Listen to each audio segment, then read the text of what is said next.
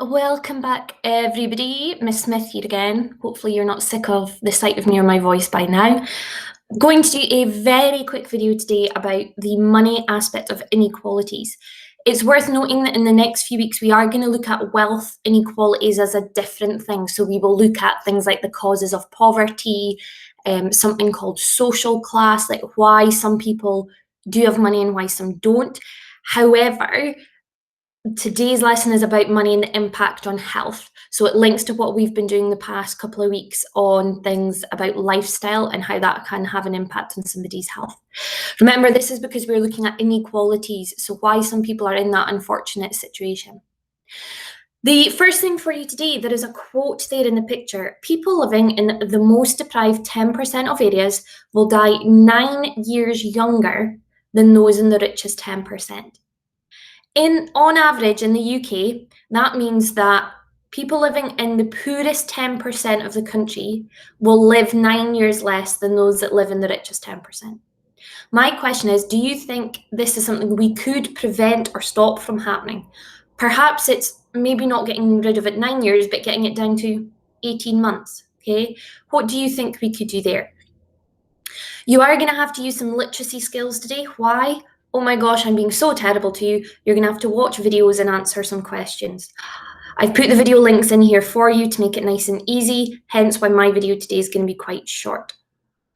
Poverty and health has a huge impact. The home that you live in, the building you live in, can have a direct impact on your health. If you live somewhere that is unsafe, it is putting you at risk of catching illness or disease. If you have somewhere that has loads of mold in the house, which is horrible, that can get into your lungs and make you really unwell. If you've got damp, if you are in a cramped house, so maybe there's 9 of you in a 2-bedroom house, that's going to be really uncomfortable. It will mean that you can't get a proper sleep, which can affect you in other ways in terms of your health as well.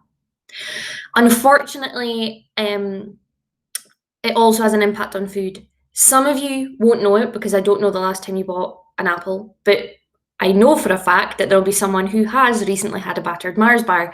You know who you are. That's there for you. Our food choices can actually be impacted as well. Healthy fruit and vegetables are more expensive. Even when they're cheaper, they do not keep as long. If you put a bag of chicken nuggets and chips into the freezer, it could be there for a month and it'll keep until you use them. Fruit and veg, however, can be difficult if it's fresh.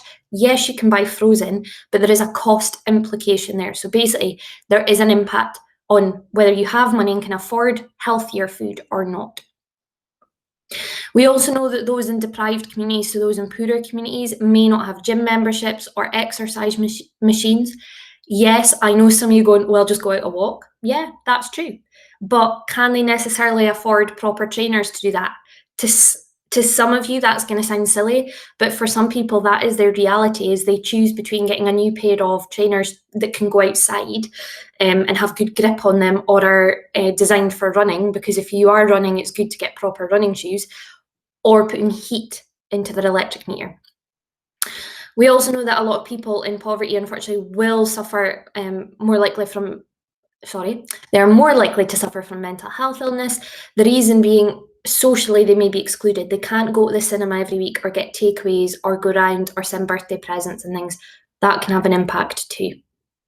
There are some facts there for you, and then a question: how poverty has an impact on someone else. You'll see level 3 or 4. Just do one of them. You don't have to do both.